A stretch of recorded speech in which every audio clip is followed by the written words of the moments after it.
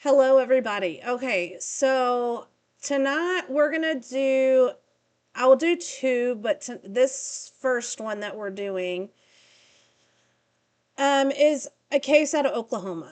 Now, I came across this guy and all of his posts, and it kind of caught my eye, and I kind of just had to stick it out and watch them and go through a lot of this case. Now, I don't know the verdict. I don't know the outcome. I don't know these people personally. But it seems like this guy his name is Daniel, has got so much evidence in this case to prove that this was not just a justified murder, is how I'm going to say this. Um, Now, the people in this case, this is all alleged. I'm not going to say that it is anything but the circumstances in this case is very, I don't know how it would be anything but. Now, like I said, these are alleged, I guess, is what I'm going to say at this time. Charges were not charges. I've still not understood if they have been charged specifically yet, or if this case is really ongoing. All I know is that the evidence that has been shown publicly is evidence that is hard to dispute. And this is for educational purposes only. I kind of want to know your thoughts on it, but I'm going to tell you what I've seen, my thoughts on it, and I really want to hear from you and what your thoughts are on this. It is about a man named Sean Six. He was a 27-year-old father of three. Now, this is out of Tulsa, Oklahoma, and he was dating a girl named Savannah Rethford. Now, like I said, this is all alleged. It has not been proven. It has not been taken to court yet that I know of. And a man named Hunter, I don't even know how to say his last name, so I'm going to spell it Fuqua. I don't want to get it wrong. Um, when Sean first discovered that his girlfriend was allegedly cheating on him, he was allegedly at a party at a friend's house. And when he returned home to not only suspicious circumstances, but things that seemed quite odd, in my opinion. And like I said, this is my opinion only. Um, when he got home, he noticed that his cameras had been turned off.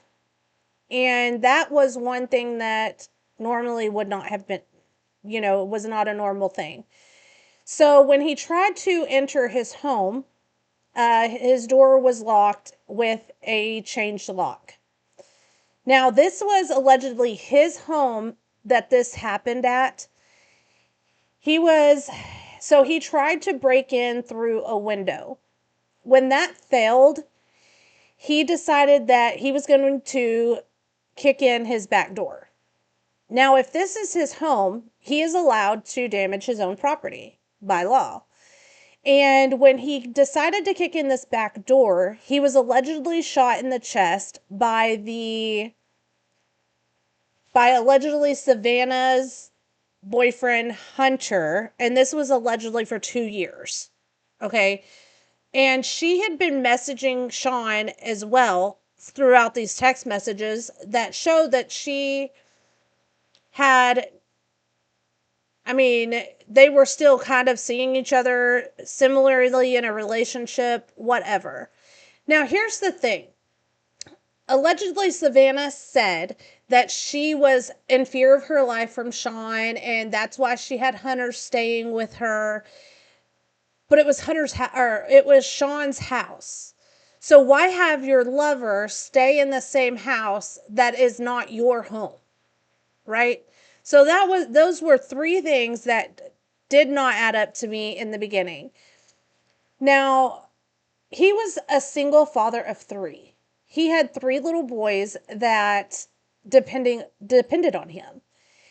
And I think that this was all a tragedy. Now, if you go and you watch these messages and see about this whole story, they said that allegedly Savannah had been dating this guy, Hunter, for years, and she was playing both of these men back and forth. And a lot of his friends suspect that this was no accident. They suspect that allegedly Savannah did set this up. Now, here's what I understand of why they suspect this. So, there were text messages that went, like I said, back and forth between Savannah and Sean. A lot of them.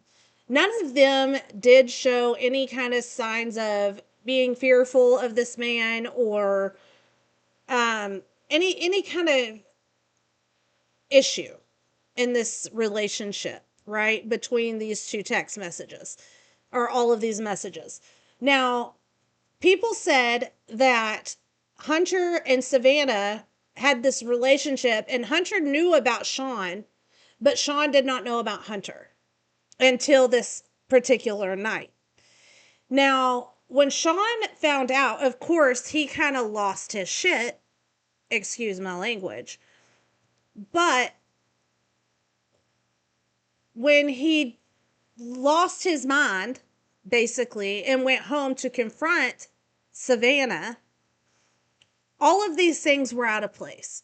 Now, he's not going to turn off his security cameras right before he gets home. Now, why would his security cameras be disabled right before right after he shows up, before going into the home? Why would anybody pull a weapon on somebody when it's not even their home to be defensive in? People think that this couple allegedly planned it. They turned the security cameras off. They knew how to lock the door.